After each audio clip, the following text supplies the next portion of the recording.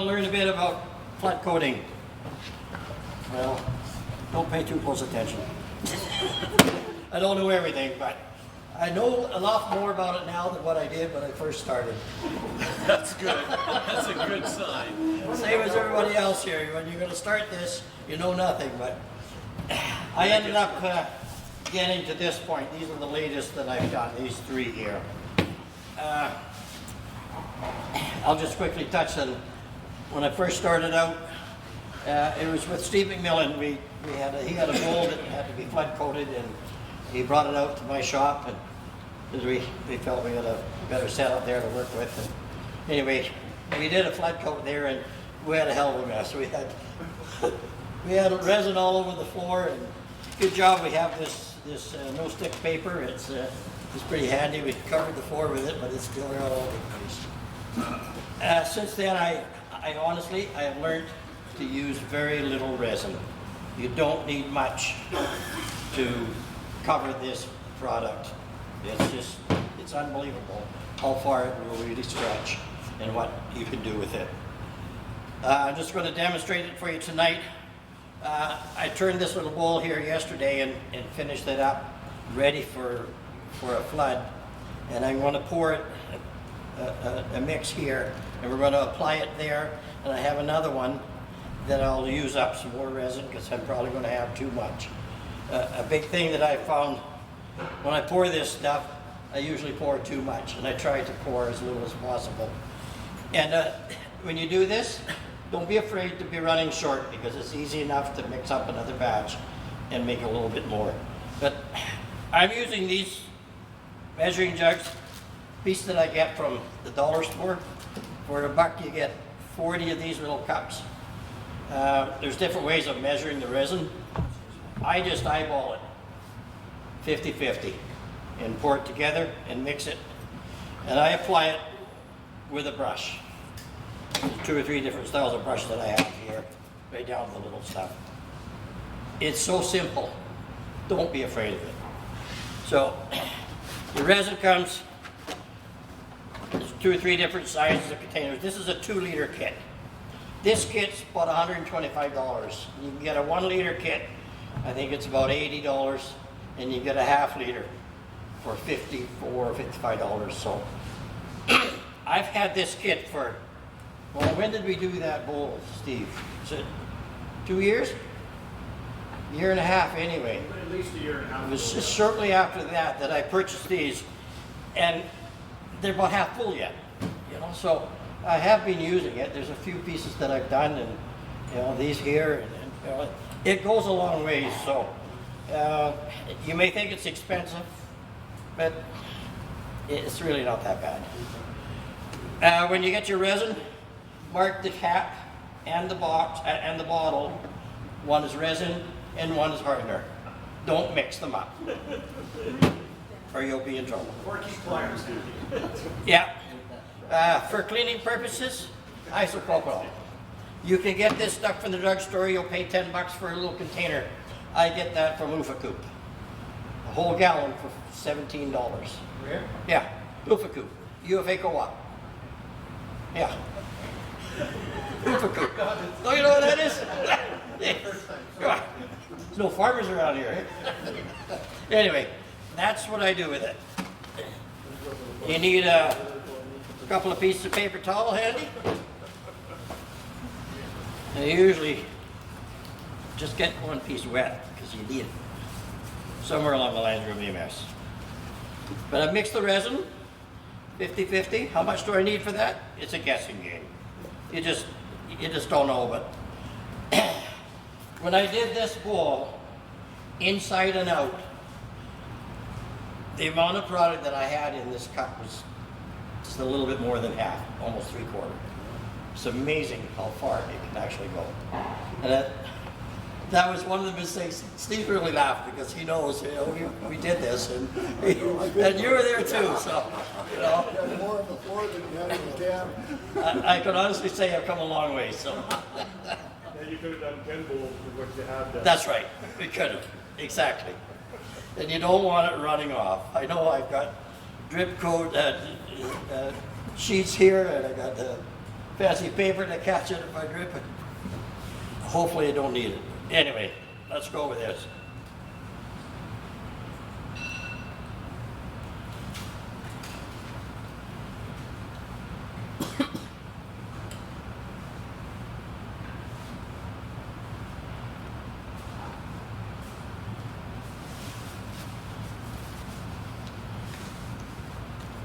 I got into the habit of wiping off the thread. Because this thing is opened up so many times. Sooner or later, if you don't do that, it's going to start sticking and we're going to have trouble. So that was the resin, now the hardener. Basically, I just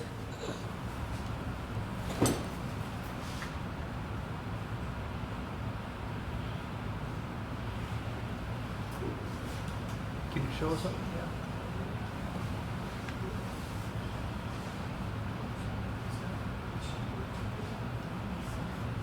Yeah.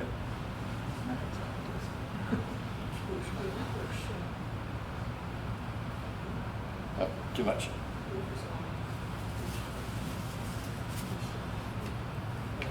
Oh, just found out about spill.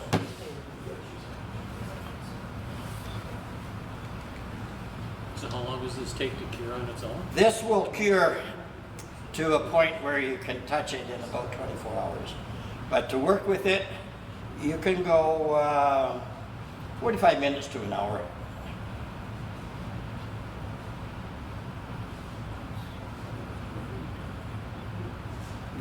So that's why Bert's riding with you, so that he can hold them on the way home? Yeah, that's a good idea. Can you show us how much you have there? Okay, now one of these is thinner than the other. All right, so the hardener is the thin one, so I pour that into the resin because it'll clean out the dish easier than turning the hardener into it.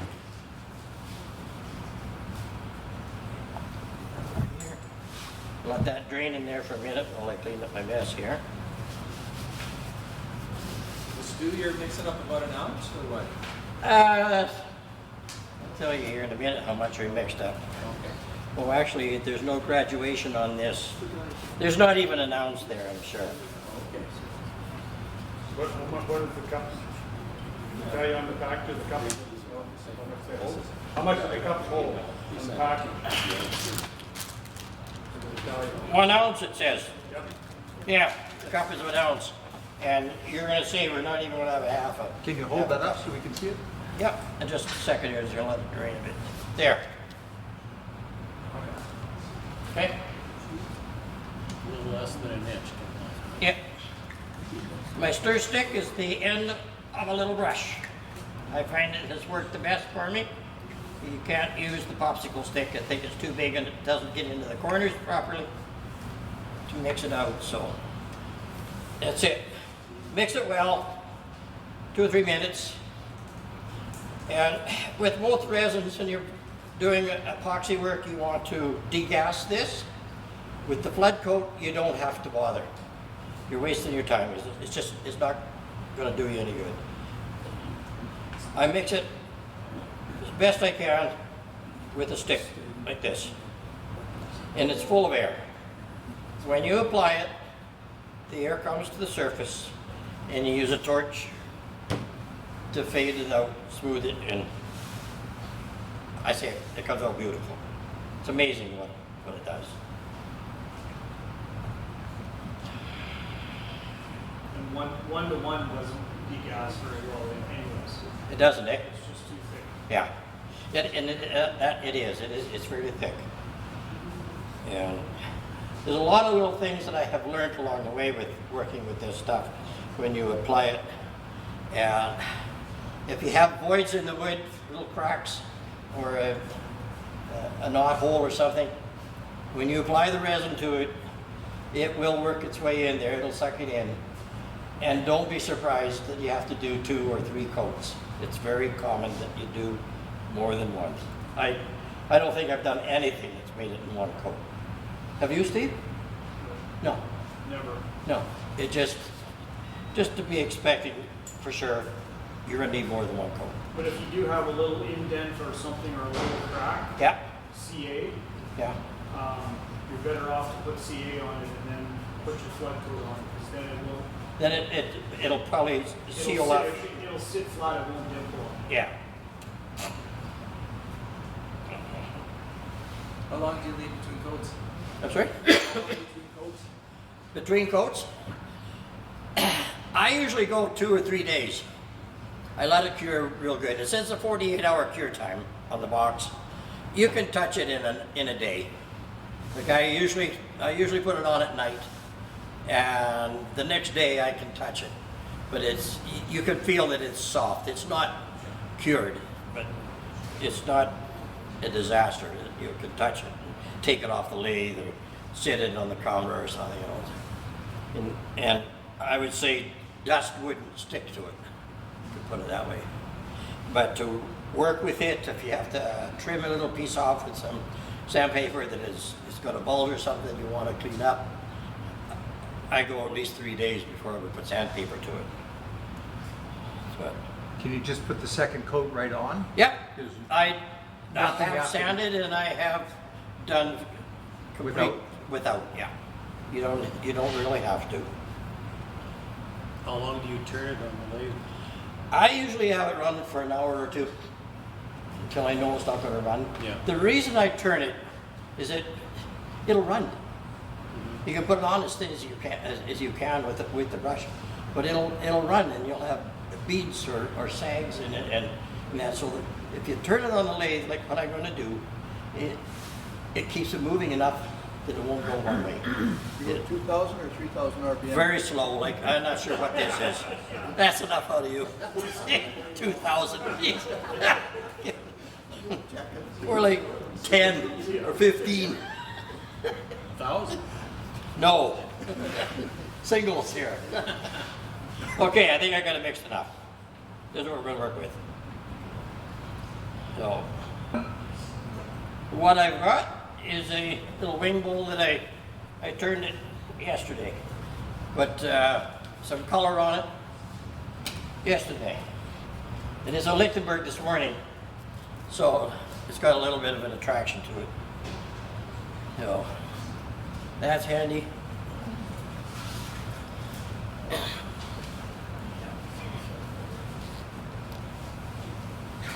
Down.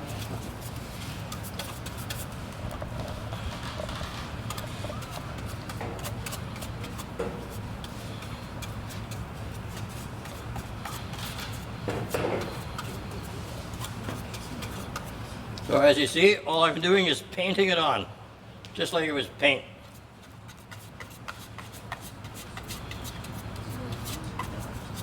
If this was a full round bowl without these wings, it would actually be a little easier, because I would just turn the lathe on and hold the brush, and you'll get more of an even distribution.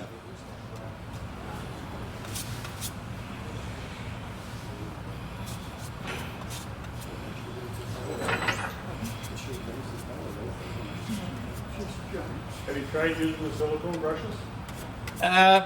I buy the cheapest one I can find. I'm Scotch. And the silicone, once the epoxy cures, you can just break it out, it's falling off. That's an idea. I never tried it. But I wash these out. I just use the ISO and wash them out and reuse them. I usually get about probably 10 applications per brush.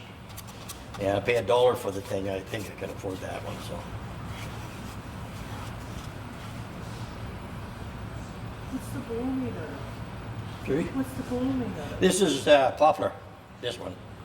What'd you dye it with? And the stain on it is leather dye.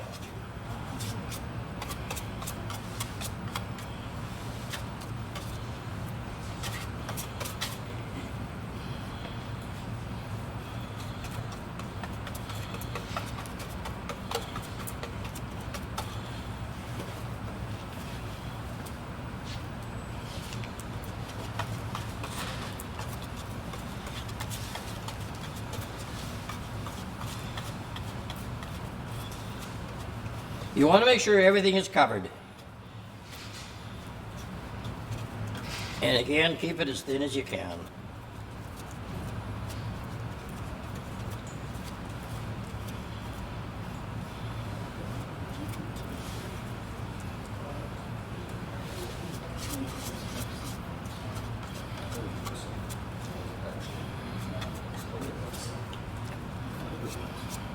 I don't have very good lighting here, but I can work with this. It's a bit odd. But you can see the shiny spots or the dull spots where you haven't got a flow on it. Yeah, that helps. Does it? How long's your battery gonna last though?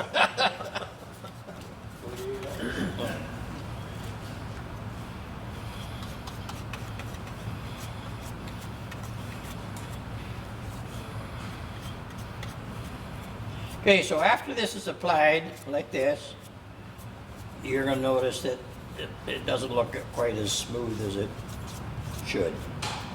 And that's the air bubbles that are in it, and it's got to be torched. And the little torch that I have, it's small, but very effective.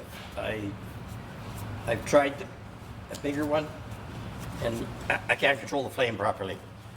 This little one, good.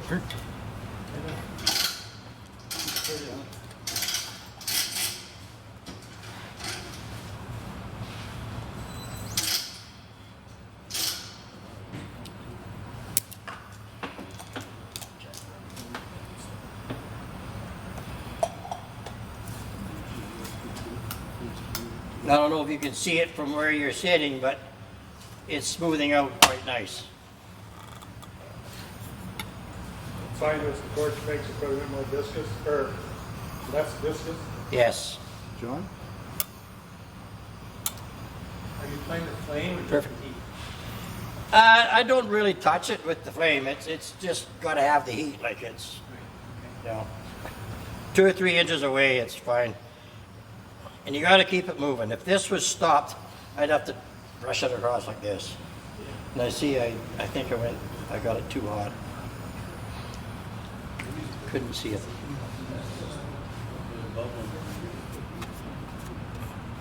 But the bubbles coming up is the air coming out of the wood. Have you ever tried to seal the wood first?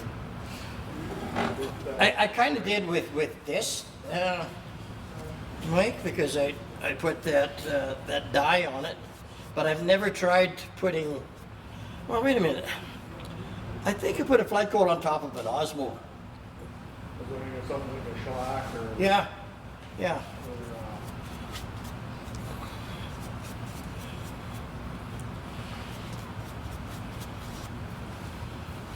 But it's a bit of babysitting. You got to kind of play with it. You can't just throw it on and run away from it. It's something you got to be on top of for about an hour anyway. I'm going to let this one go, and we're going to come back to it later. But I wanted to put it on right now, so I've got a bit of curing time before I take it home. So what I'm going to do with this, I'll take the chuck off the lathe and just let it sit on there, so I'll be able to transport it. Hopefully it won't tip over. oh, Bert's gonna be open. Oh, that's right, Bert's going with me, yeah. Yeah, right. Yeah, it should fit right in here, fine, right? Yeah. Would a hair dryer work to speed? I haven't tried one, but I really can't see why it won't. Like I have a heat gun, He can probably work better. would probably work better because it's a bit hotter. I think a hair dryer's not quite. No, I mean, not to take the bubbles out, but to just to have it set up faster. Would it? I don't think you'd want to do that. No, I don't think so. I think you'd be better off to let it cure on its own at its own rate. And the constant heat, Generates its own- constant heat may just make it too liquid. Yeah. The constant heat.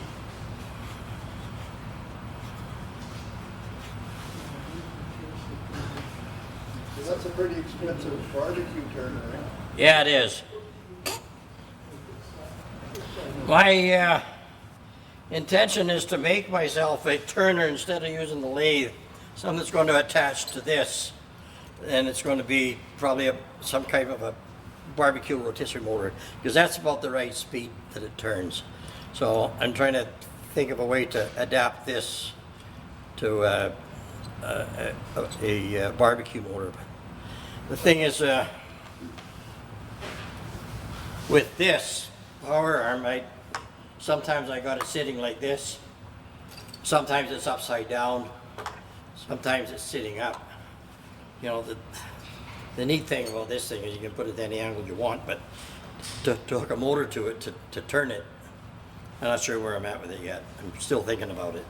I've been thinking about the same thing for 5 years, and I still haven't started. Right. Have you seen the cables they use on a Rose engine? Where it's, Yeah, it's that, all those little plastic right, tubing. yeah, Maybe that would, because you could have that coming off at any angle. right. I'll have to look at that. I don't know, I haven't really really looked at it too seriously of what I can do, but I'm dreaming about it. So I'm going to do a flood inside this unit here. Also, while I've got resin, I might as well. And this one is either going to turn it by hand, or we're going to let it sit, and what will happen is the base will have a little bit thicker of a layer on it. But I'm not too worried about that, because there won't be too much in this, and it's going to need a second or a third coat anyway. So next time I do it, I'll have it on the lathe like this, and I'll be able to disperse the product all over it better. All I want to do is make sure I got a seal on it.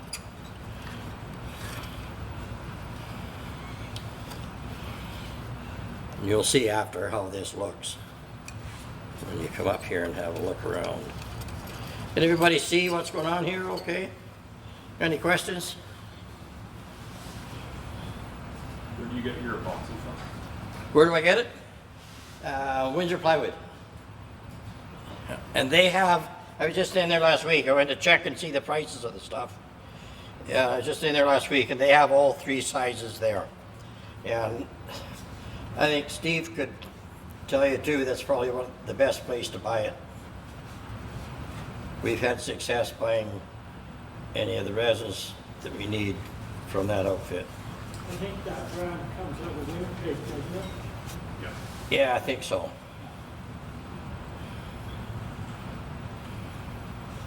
So Stu, are you putting additional coats on now, or are you just? I'm just making sure that this has a flow full over it, and you know, there's actually some dry spots. It's probably soaked into it, and I just try to keep it, make sure that it's covered completely before I say it's done.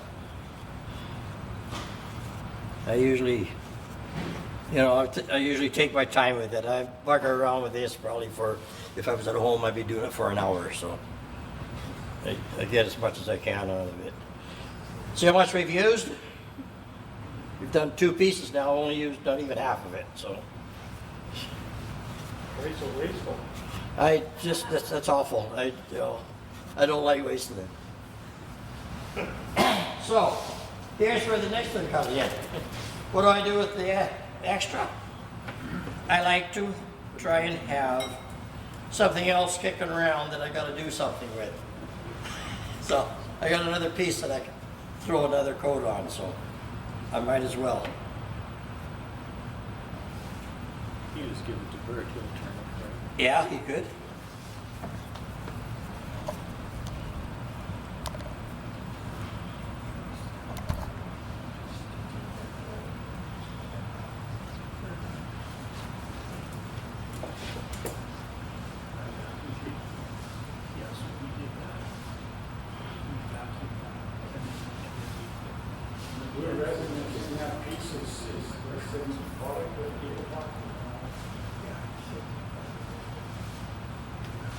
Don't think you heard. Sorry. No, the blues, epoxy that you brought in there. This is a pour that I've done Yeah, but it's the same product. No, it's not. Oh, it's not. No, it's different resin that I've used for the pour. It's a 2-to-1. 2-to-1. This is a 1 to the Flood Coat is 1-to-1. What's the manufacturer? And actually, it's basically the same brand. It's Epoxy. Yeah. Yeah. Yeah. So do you mix it at a different ratio or Yeah. is it actually a different resin? It's a different resin. Yeah. My experience is. Okay, anybody see this? It's not very smooth, right? You gotta touch it though. Don't touch it. This one. Ask Steve about touching epoxy. Yeah, Steve knows. I'm not allowed in Steve's shop unless I have my hands taped inside my pockets.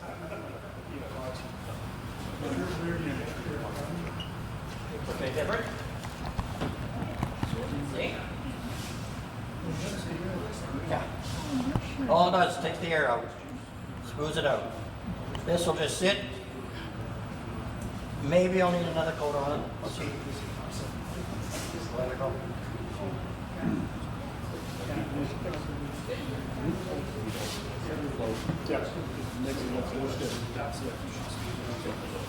Yep.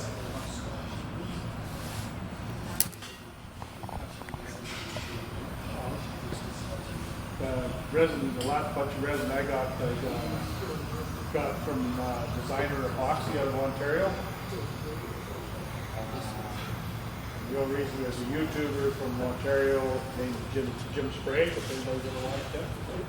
And if you use his code, Inlay Jim, you get 10% off and free shipping on over, I think it's over 100 or 150. Huh?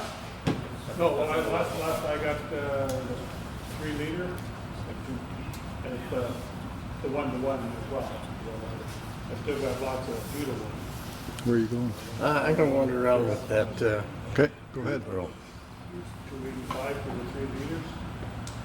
Okay, this is one that I did in my earlier days with trying out the Flood. It was just after Steve did the big one in my shop. And it was another learning curve. But if you look close at it, you can see there's a little bit of gold flake in it. Okay? To apply that, I found not to mix it with the resin coat that you're going to cover the unit with. What I do is I take a little bit of the resin in a separate container, add the color, then take a dab brush and then smear it around. Because if you put it with the resin that you're going to coat the whole thing with, it's overkill. I think it is. So I think this turned out really nice with just the odd blotch with it. And it's not overpowering of it. How many coats do you use? This one's probably got 4 coats on it, I think. Really? So the time of each coat you put on, Yeah. how long does it take? And it would be at least 3-4 days before I was done any more with it. Yeah. You guys can look at these after anytime you want. There's another one that I did. This is a piece of black poplar from Bob. Pearl that I had, just a scrap piece that I had that I did a Flood on. That's the one.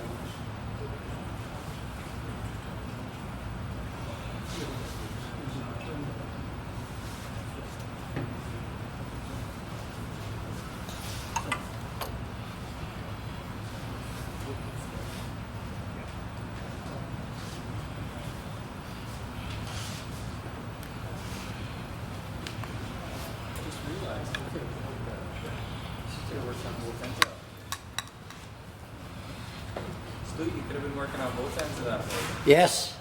It won't take a second to pull that glue off. Yeah, right. I never thought of that. Yeah. Well, that's, yeah. Everybody wants to see this, so.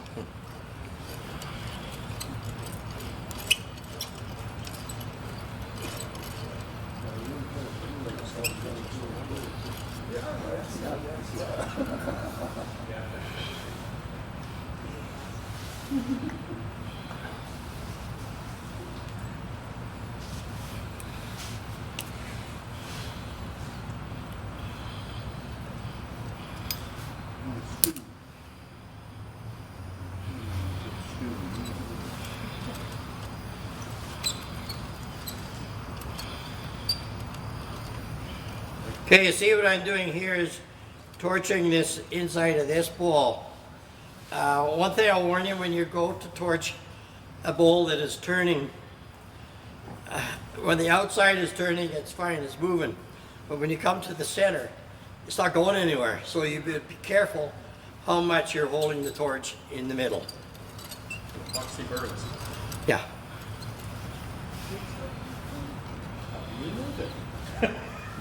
How do you know most?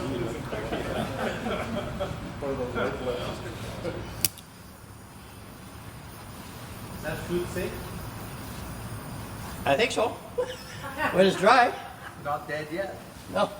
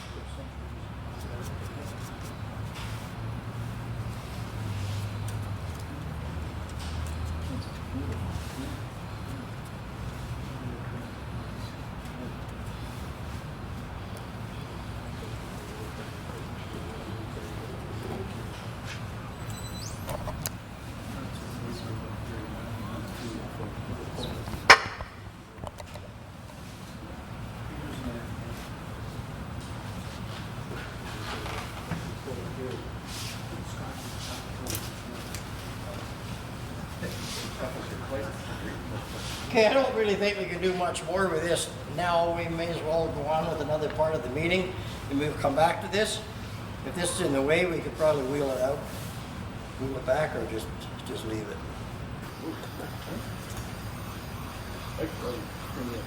Yeah, sure. No, just touch it up on a few bubbles and just. So is there any questions for Stu? Yeah, there's $100 bills in there. It's just, but it was name recognition. I stole it. My wife wrote Yeah. Yeah. Yeah. Very nervous about the dollar and all the money, 100% of it's going to the starters, right? Yes. Yeah, it's a UV epoxy and it's only meant to pour less than a 1/4 inch thick. Yeah, there's something in there, right? No, it was really cool. Yeah. I was Yeah. totally surprised because I thought, people would take advantage of it. Yeah, I know. Yeah. A couple of days, then you can do it again. Yeah. And if there's any imperfections that you want to clean up, that's the time to do it. You got a bulge or a sag or a bubble on the edge of it or something that ran off, you had too much on, that's when you sand that off. And you can, and when you sand it, 180, 220 is fine. And if you're sanding resin, the flood coat will cover that. It will cover sand scratches in the resin, but it could show in the wood. So if you've got some of it is wood, you got to go with a finer grit sand because it'll actually show the scratches in it. When you're sanding resin, it will clog your sandpaper very fast. Yes, it does. Change your paper off, and otherwise you're nervous. I find if I've got a lot of sanding to do on it, I'll sand it with air.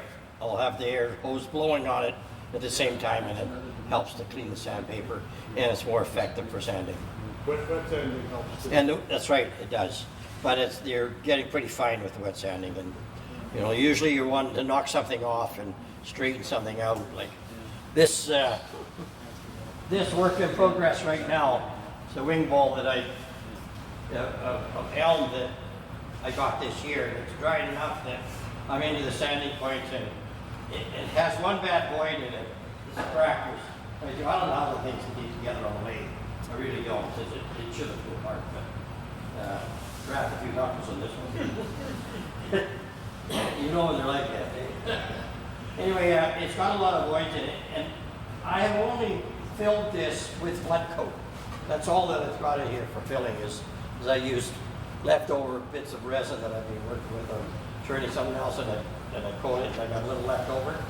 And I stuck it on here and I just did this the other day for the second or third attempt to plug things up. And I've got it pretty much sealed up now. It's probably just left the sanding. There's a couple of cracks.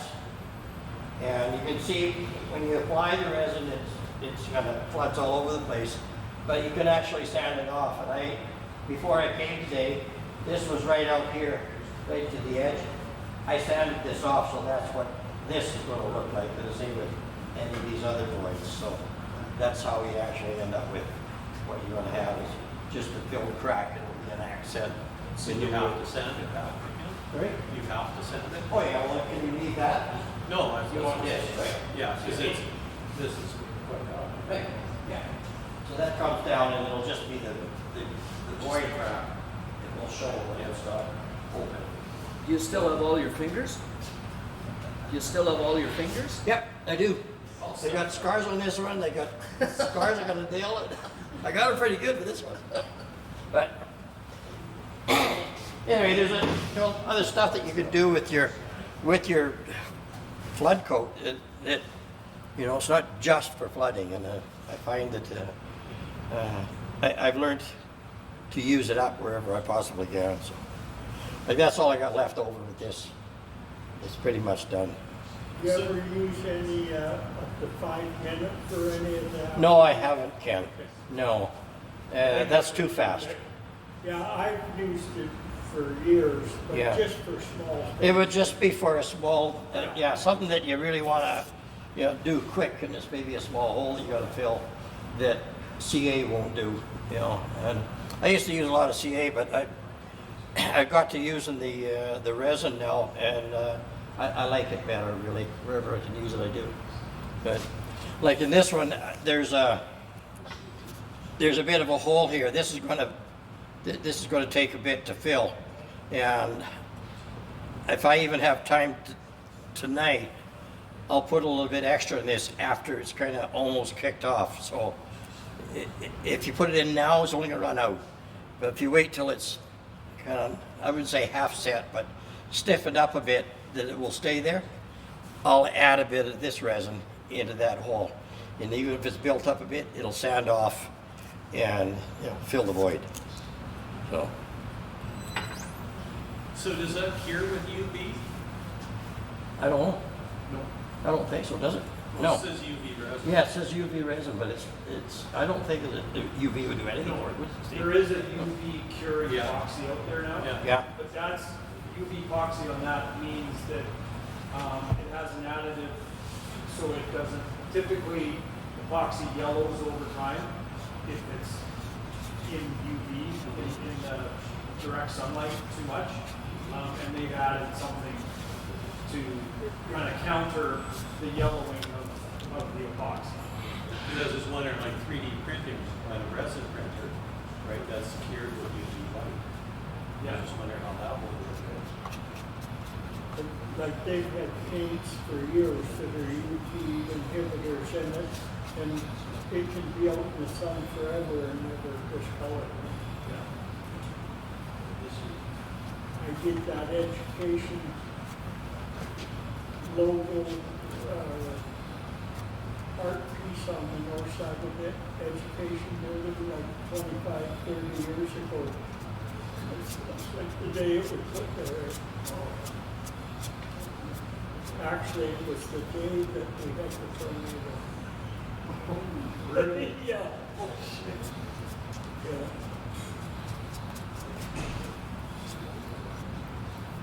That was 34 years ago. Is it that long? My daughter's 6th birthday. Yeah. Oh, boy, yeah.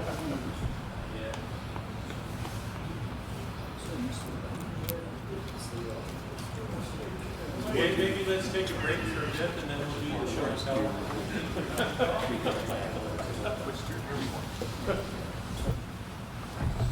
Okay.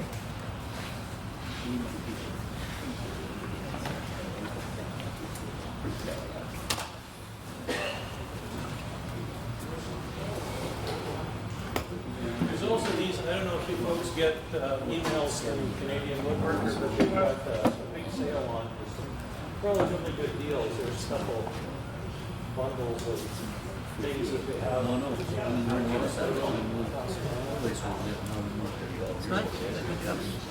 It's coming. There was a couple of dry spots on Velta, so I gave it a little bit more there, and it's probably going to be showing up dry again here, but that's okay.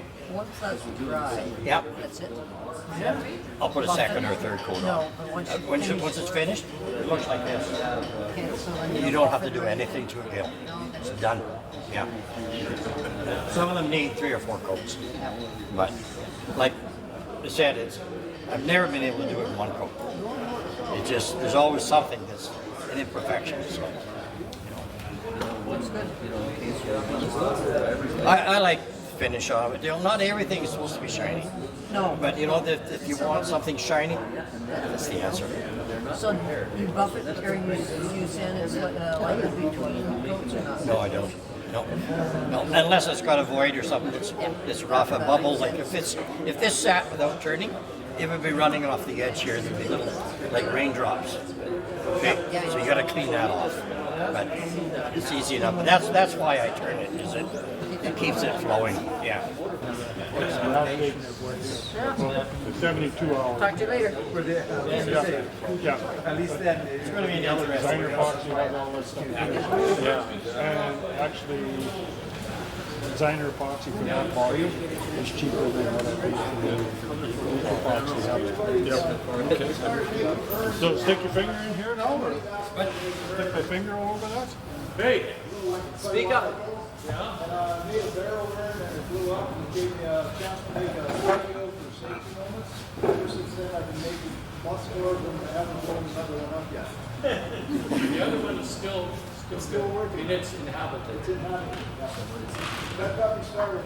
And Stu and I made a nerd for Wayne and he loved fishing, so we made a fishing ribbon. And then subsequently to that, we got asked to make another one for another person, so we reluctantly made a second one almost the same. And then Stu came out with the idea to say, you know, we should do something for other people like woodturners. He didn't know it, but I went home and made that. So I was looking at my big mark, and that's why it's got the hex things on here. I happened to have number 3 jaws on one of my trucks. I made this the size of my number 3 jaws. And I made a little bit of a headstock, and my initial plan was to have a hand wheel so that the chuck could actually turn. But when you got 2 pieces of wood and trying to make something solid, it wobbled too much. So I just moved it. So when I screwed it all together, I had to make sure that we could take the burn off the blade. It's like a regular blade. So there's the chuck. If you were to fill the chuck, most chucks, big chucks have a adapter on them. So you can put one on the blade. So if somebody had one of these that was 33 mil, I'd have to make a new plug. But to get the plug out, use the same wrench. And it's got wooden threads on it. And this thing will hold, I physically measure it with plastic pellets to make sure I know how much is inside it. And this one is 210 cubic inches or 3.44 liters. And that's pretty much average size. So it's pretty good. Can you make it bigger? I can make it one. How big would you like? Bigger. Stick on the weight scale lately.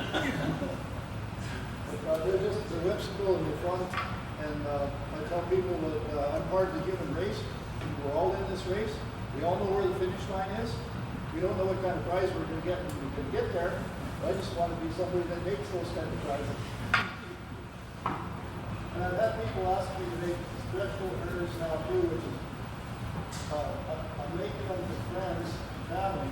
Sounds real crude. But one lady asked me to make her a nerd.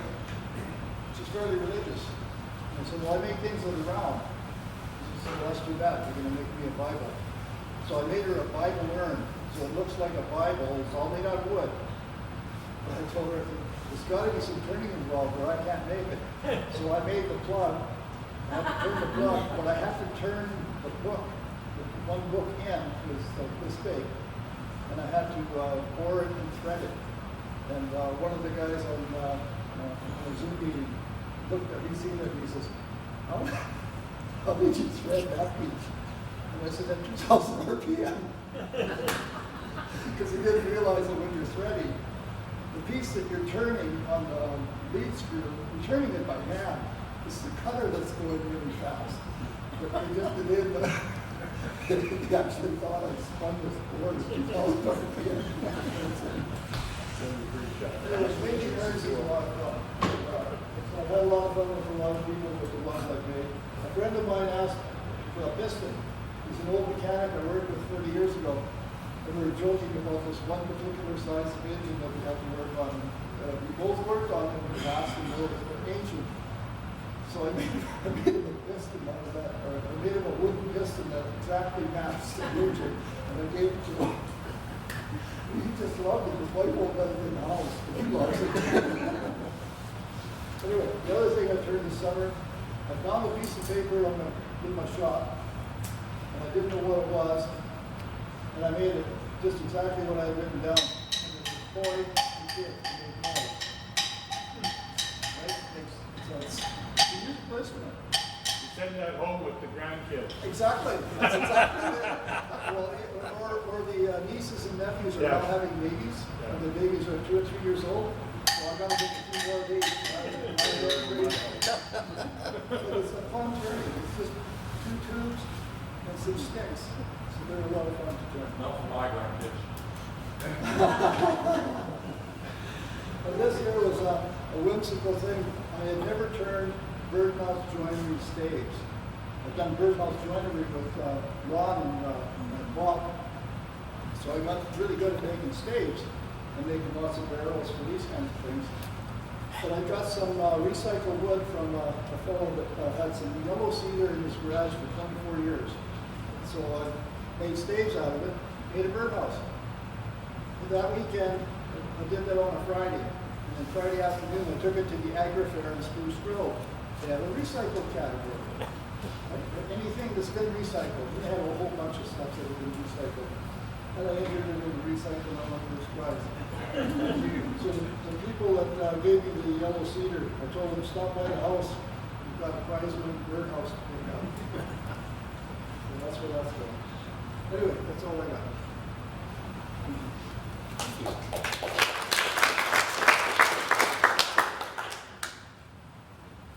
All right, who's next?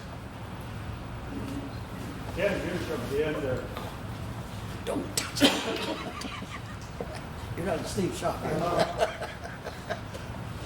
did up 3 pieces, different styles. They're all out of maple, some is spalted, and the bases are all out of a burl of Mystique. And I just dressed them up with some stuff out of the garden, the guy's crop, but it's just, I wanted to make an example of different things you could do for a display item, and you can get the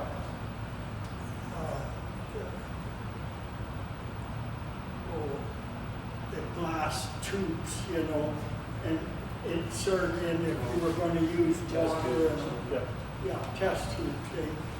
But I saw one like 12 years ago, and I always kind of wanted to try making one. And you're working with 2 different axes, and you can go online and learn about it. But if you think about it, you can make it easier than what they show.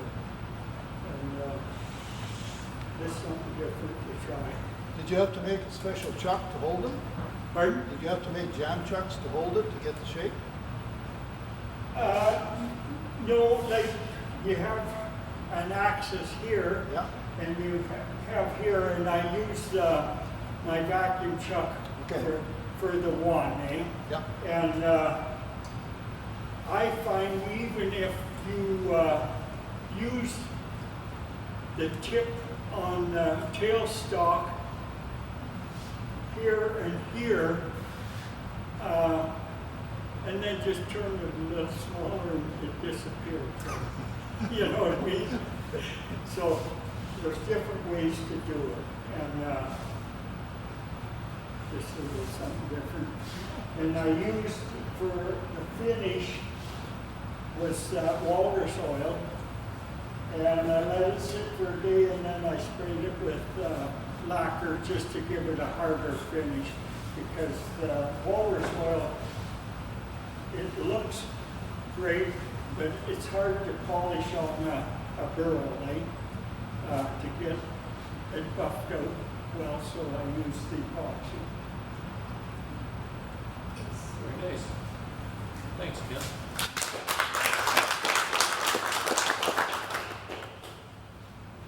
Who's up next? Not able to do a whole lot of trimming this summer, just because of home renovations. But found this really pretty piece of birch. What more do I need to do, right? I can put a plate hanger on it. It's now on the wall. Guess the last thing I need to do is put some finish on it, because there's basically it's just right off the lathe. So that's what it is.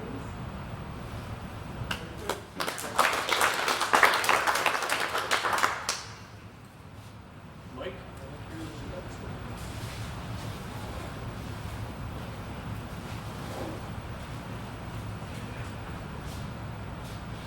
So, segmented urn, the little angels, carved with my CNC and filled with epoxy. I just use ABS plumbing threads. Been using them for years. They work great. They're easy, and you don't have to turn them at 1,000 RPM. So there. That's great. But yeah, if you look inside, you can see the You can see through the Yeah. angels. Yeah. When I poured these, I didn't carve all the way through, so there was wood on the back. I made the mistake carving all the way through the first time. And I thought, oh, I'll put some tape on the bottom, and I'll put some caulking on, and the epoxy I was using on those was the 2-to-1. Takes 72 hours to cure. I used the 1-to-1 for this, and it's cured up in 24 hours. So, yeah. You learn these things along the way. And finish is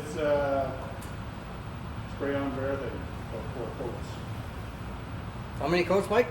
About 4. Yeah, that's good. Just light coats. Yep. And I usually do it on the lathe, just like this. Yep. It's, you know, turning and spinning. And this piece did not want to be made. I started this on, I think Wednesday this week. And everything was going fine. It's a 2-piece hollow form, so it's like basically 2 bowls and then we glue them together. We started off with the worm screw in the center, put a little recess in here. I didn't go very deep because my stock was only 2 inches thick. I thought, it'll be fine. Did this half. I didn't cut this hole out. I machined this ring on it, got it in a chuck, do the other one together. That's how I do all my segmented things. But these are all made in basically 2 halves and then glue it up after I turn them. This one here, so you hollow this out, do that, and it makes it a lot easier. There's no reaching in through a little tiny hole. So, okay, it was going good. I glued it all up, and I went to cut this hole. Jumped out of this recess. Flying saucer. Not once, not twice, but 3 times. Did it make that sound too? I know it's more of a clunk, clunk, clunk. What kind of sound did you So make? then I had, okay, Yeah, what what's am I gonna do? So, I have a vacuum chuck, why didn't I think of that? So I finally got this finished off. Okay, well, it's cedar, there's not much there, so I'll embellish it on my laser. Got it all set up, thought I had it centered real nice. If you look at this, this one here is fully burnt. And I decided not to work. So I finally figured out it was a loose wire, but by that time I moved this piece and then I had to figure out, I thought on it for probably 3 or 4 hours how I was going to attempt to line this back up. I came up with a solution that kind of sort of worked, but yeah, it was just plagued with problems right from the get-go. I still haven't decided if I'm going to finish it or not. What color will you get out of that? Okay? What color will you get out of that cedar? Like, will it It'll darken up. Yeah, it'll darken up. It's red cedar. Yeah. And this, I've done some other cedar with coarser grain, pitch to sand. Because you have those soft spots, and unless you're trying to do a wavy beach thing, yeah. Is that yellow cedar? Was it yellow cedar, the other stuff? Yellow cedar is more like, and for whatever reason, this has got real nice tight grain, so it's sanded beautiful. But most cedar, if it's got wider grain, it just feels really. Yeah. Yeah. Your stuff.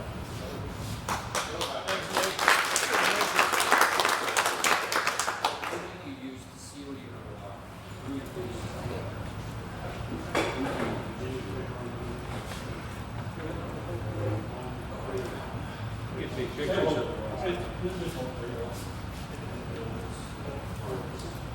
Okay, the embellishing on this to start with is all natural. Nothing to do with it. The good Lord made the greens and the blues in this piece of pot. I used true oil for the finish. Some people ask, well, why wouldn't you make it thin wall? Like you see, it's like thin wall is it being thin. I'm too nervous to do that. I get to shake, I start shaking when I get this thing. So I said, oh, heck with that, I'll just finish the bottom and away we go. So that was that. On this one, this was, how do you call that? Free wood, found wood, not bought wood. But anyway, it came within this box. Brown? Yeah, that's something like it. It came in a box either from Harry Stokes or Wayne Lee. I can't remember which guy it was, but this was about 2.5 inches in diameter and about 7 inches, something long. And it'd been sitting there and it was already rounded, but on this end of the wood, it was all like checkered and cracked. And so I thought, oh, wait a minute, pick it back out of the scrap bin again. I'll have another look at it. And I went, if he didn't want to turn it, maybe I'll have a go. And so I just CA glued the top and kept filling the CA glue for it. Over 2 or 3 days, and it just didn't seem to fill up. And so I thought, well, I'll put some sawdust in there, pack that in there, and try it again. Still the same. How the hell with it? So I put it in the lathe, turned it. When I turned it, there was a crack, and it seemed like about this. It wasn't actually cracked with the void. So out come the Dremel, dremeling it all out, and I filled it with an epoxy resin. And it's just the stuff you can get from, I forget the name of it now, but it's in small bottles. You get it from, I think I got it from Dessert. They are on the sale one day, and so I just picked it up and it's one pot, 2 pot, or 2 pot. So it was 2 part. Yeah. So it was 2 part. And so if anybody here remembers the first time I ever tried to do an epoxy resin and pour it into a void, you remember the story that I had this little plastic cup, and so here I am measuring it, filling half and half or whatever it was, 1 to 1, 2 to 1, and I'm stirring it. And then I had this one of those Well, I call them lollipop sticks, but Michael say we don't sell lollipop sticks. I said, oh, you don't? Oh. I said, no, we sell, what's the word for it? Something or other. I can't remember. So anyway, so I am stirring it. Obviously, it went stopped dead centre. And so I picked it up and I got this nice light blue lollipop, but the mixing thing it stuck to that too. So I had a little plastic pot still on this. So I brought it in for show and tell one day. And they said, this is what happened when I told you all about my lollipop stick. So I've learned a lesson. Somebody said, well, did you warm it? And I said, warm what? Well, did you warm up your jacket? What you? And I said, oh no, it just, boy, it was in the house. It was like 15, no, that wasn't 15 degrees. It's going to be like 20, 25. And so this one is like 25, 26 degrees and no bubbles. Where the other one, it was instant and it was like the Milky Way when you machine it. So I gave it to my wife and I said, here's a little candle holder. So she used it as a paperweight. So Well, it's got some use. yeah, that's the story this that long. Didn't go to garbage. Yeah, so so there it is, and it worked. And there was pepper in there in case anybody wanted to. Okay. Thanks for listening.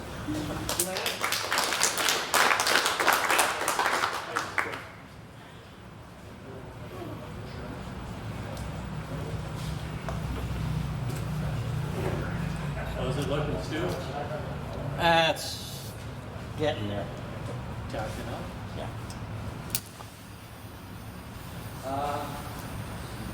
think some of you were around for when Mike Kosloff did his, I think he did, do you remember if he did out at Stu's? Yeah. He did but yeah, I really enjoy doing them because there's quick, and just you get a lot of variation in the handles that I enjoy doing. And they really don't wear down at all. I lots of people use it, so but I do enjoy those. This one is a one that I just turned using the vacuum chuck and got it to 330 seconds or about there, and put the wipe on Paul. It's a water-based dye. The liquid dyes from Color Effects in Saskatoon. I really like those dyes they have, and then wipe on poly on top, and acrylic with interference paint on the inside. Let that dry up. The little silver leaf was the very last thing, but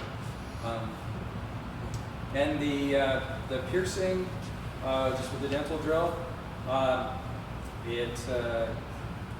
The hardest thing to do with that is to do random, so you don't fall into a pattern that you just repeat and repeat. And I did both the foot and the finial out of walnut, and you can't tell that it's a different species. You have to look really closely at the grain to see that it's not maple, but it kind of got lost in the color dye. But they're a lot of fun to do because it's a little time consuming for the piercing, but yeah. You must have a very fine spiral cut. Or you're just using the very end of it. Yeah, just the end. It's 69 13s or something, 69 12s or Okay. I can, yeah, and I was going to talk to you. I would be happy to do a presentation on piercing on the cheap, because you can get good dental drills for about $15 if you know what you're looking for, like online. So Instead of yeah, like the NSK from Japan is like the 600 now. I think about 450. I think they're even about 8. Yeah. Are they now? Yeah. Yeah. I found a place that you can buy the parts in BC very cheap. I got a girl for sale. Is it an NSK? I don't know, I got it off of, Langer? From Brian? Or, right? they used to have the inventory, had the, Brian, Brian, Yeah. Yeah. inventory for selling. If they don't, Brian's didn't have, they had steel turbines and they don't last. And if you gotta get ceramic ones, and that's why NSK from Japan is considered the best in the world, but you pay for it. The $18 ones had ceramic bearings too. Can you? Yes. Yeah, because I got replacement bearings for them. But, no, that's, yeah, if people are interested in piercing, I'd be happy to do it. I'd be interested in that, but also, what's the name of the store that you said, Saskatoon? Oh, Color Effects. Color Effects. Yeah, yeah. They've No, got all Wood the- Essence. Color Effects is the product. It's Wood Essence. It's Wood Essence in Saskatoon. Right? Yeah. Thanks for offering to do that. Yeah.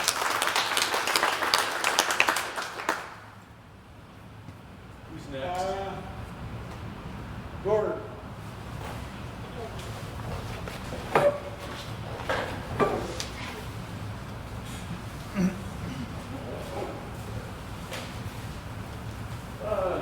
Brought in a couple of the baby brush sets. I used to do quite a few of them.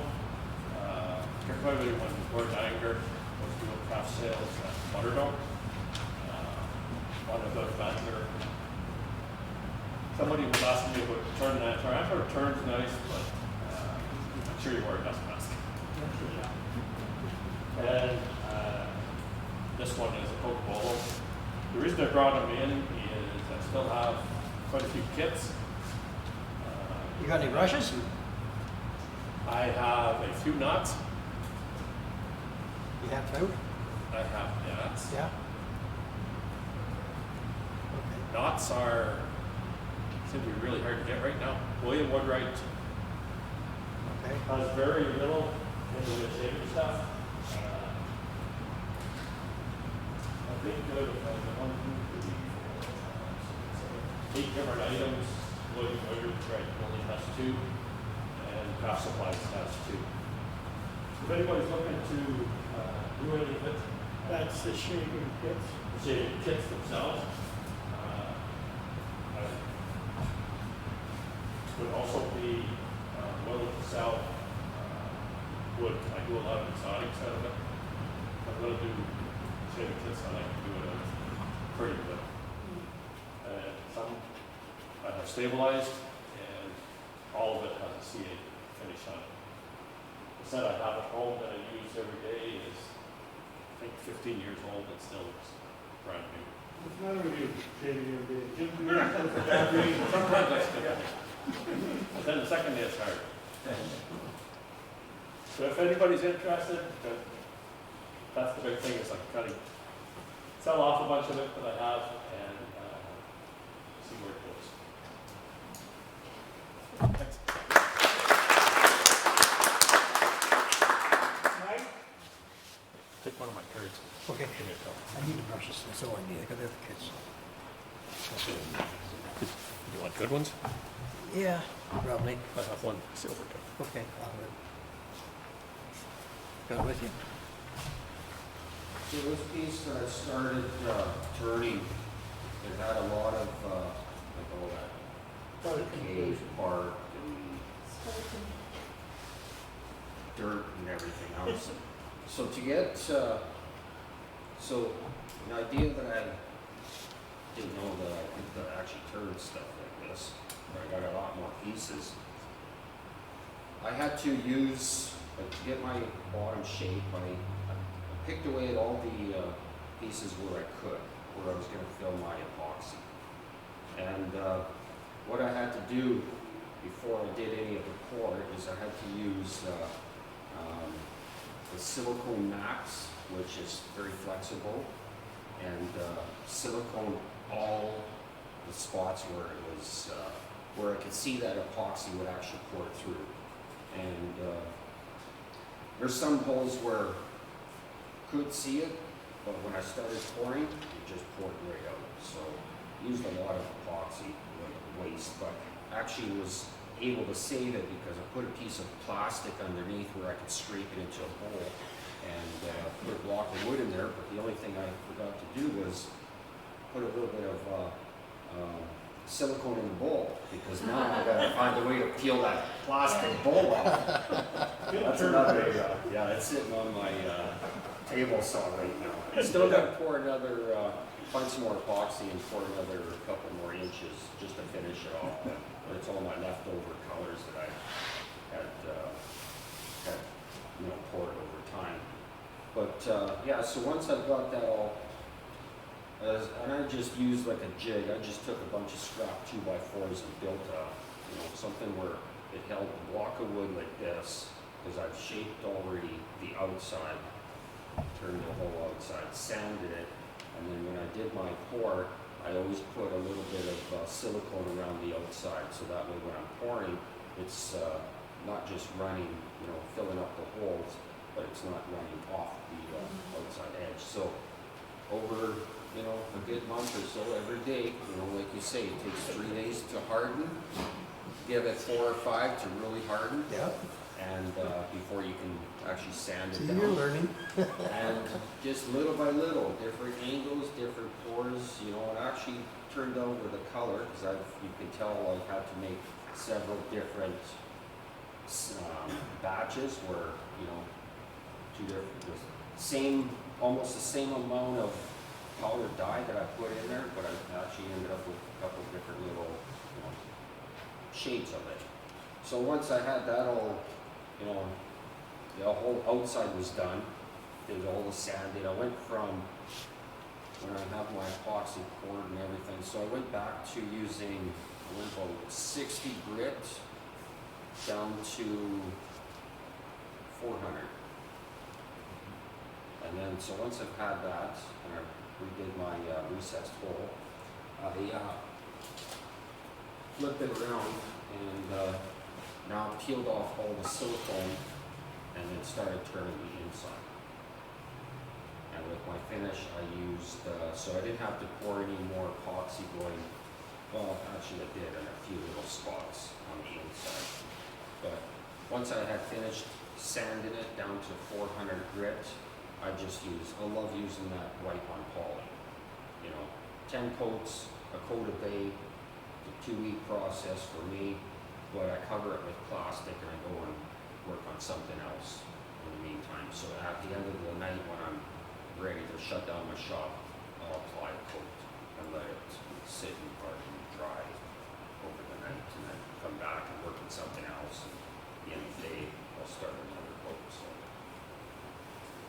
But I find when you're turning burl, you can't turn fast.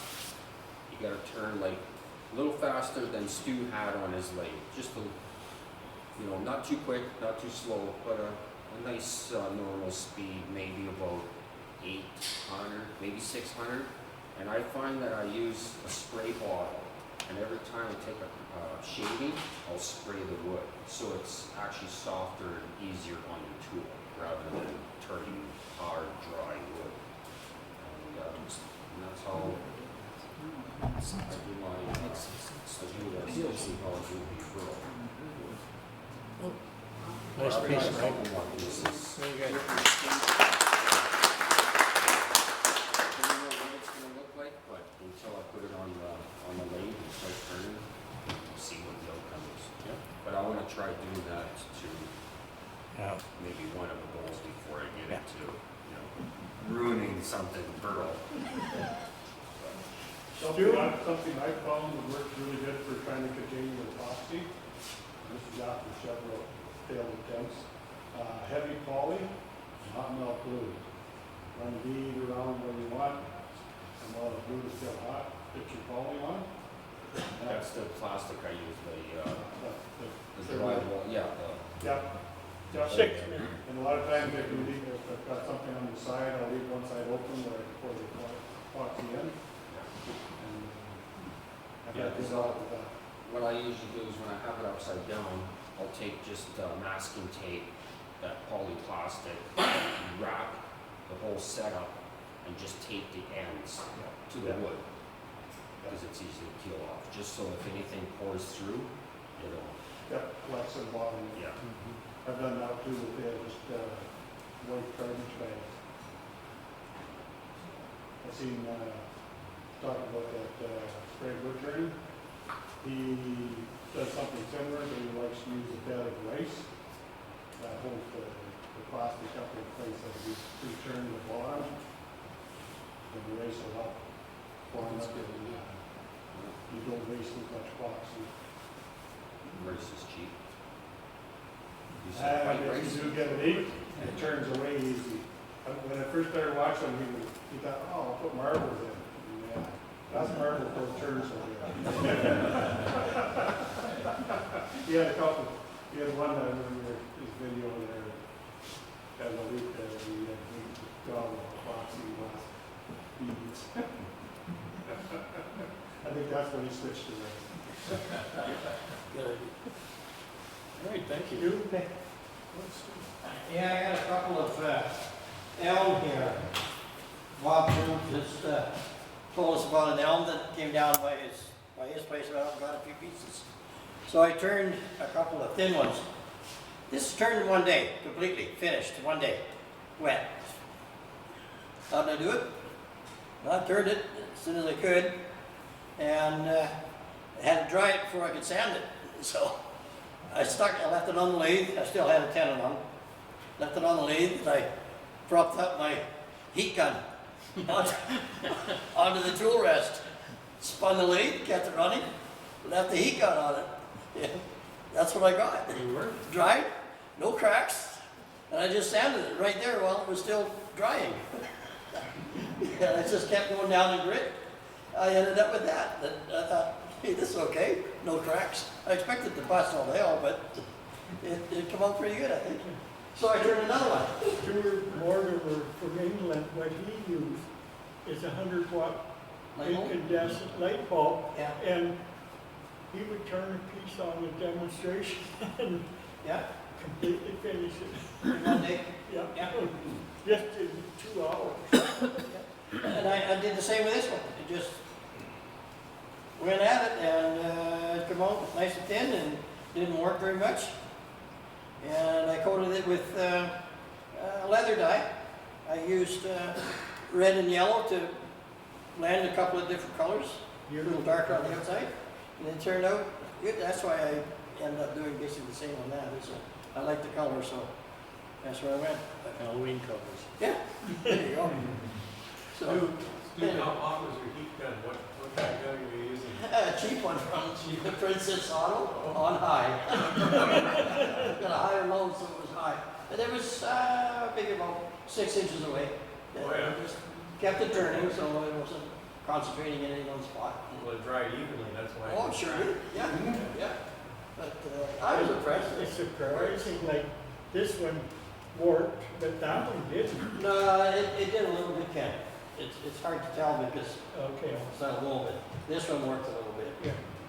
That's what I find with it, that elm, it tends to work. I got a few Look at other the odd pieces. It's that are. terrible, really. I don't know if I'm gonna be able to do anything with them or not, but anyway, it started it. But I'm happy I got those two, so. You're going to wrap them up, Stu, so they'll intend. Yeah, they are. We'll wrap them up so they will work. Yeah, I got them wrapped. Newspaper in a box. I haven't looked at them lately, but I'm pretty sure they're cracked all the hell. So, I don't know. We'll see what happens. I'll try and create something with it. Add some epoxy, whatever. Yeah. Anyway, that's that. Whose small bowls are they? Someone here. Oh, John. John. Sorry about that. Leaf bulb just burned from a piece of cardboard. So it just turns like this. like turn like a normal bowl, and then just kind of move that shape. I don't know how it does that, but. And this is just a little piece of maple I just found in a box of wood. I think it came from Barry. Yeah, and then it took about 15-20 minutes. Just turn it with a tenon, cut it off, and that was done. And this is from a couch. Some of those couches had those wooden feet that would screw on the bottom. And then it was in a box of wood that came from Barry, but I don't know if the couch was level after, but I made a nice bowl. That's all. That's all I have.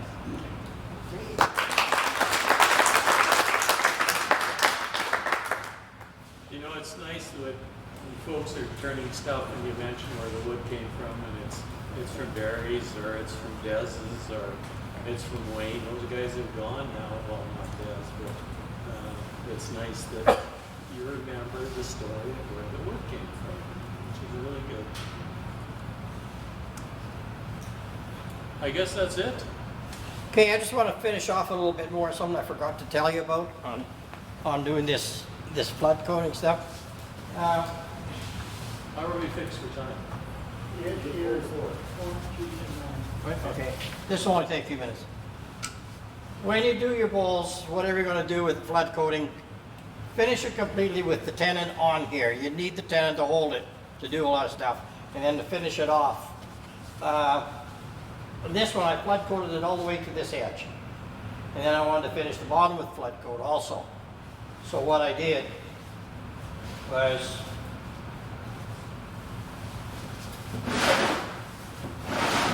tape the edge completely and then cut it off on a sharp edge right at the edge. And then do your flood. And the tape will hold you out from running off to the side. And this one I really have to touch it up with a light piece of sandpaper just to take that little edge that's left on. It's a little bit rough. I forgot to do that, but that I could do on my own. And it seems to finish off pretty good because you need that tenon to hold it, to rotate it, do your coat. So all of my bowls that I do with a flood, the tenon is on there till it's completely finished. Anything I'm putting on in here, it's got to be able to go on the lathe. Okay? Any more questions on this? Question, do you ever use that chuck tape that drywallers or insulators use? Yeah, I do. I use that on my molds. And It's great stuff. And but you got to get it off after. but if you're using it for anywhere you're going to put some resin, you're turning it off. Well, or sanding it off. Or sanding it. Yeah. Like I did a big sofa table. Yeah. And it was about 6 feet long with a barrel of cottonwood. Yeah. And it doesn't let anything leak, I'll tell you. That's right. Like Sometimes it's your friend, but sometimes it's your enemy. Yeah. But we know that only too well, right? Yeah.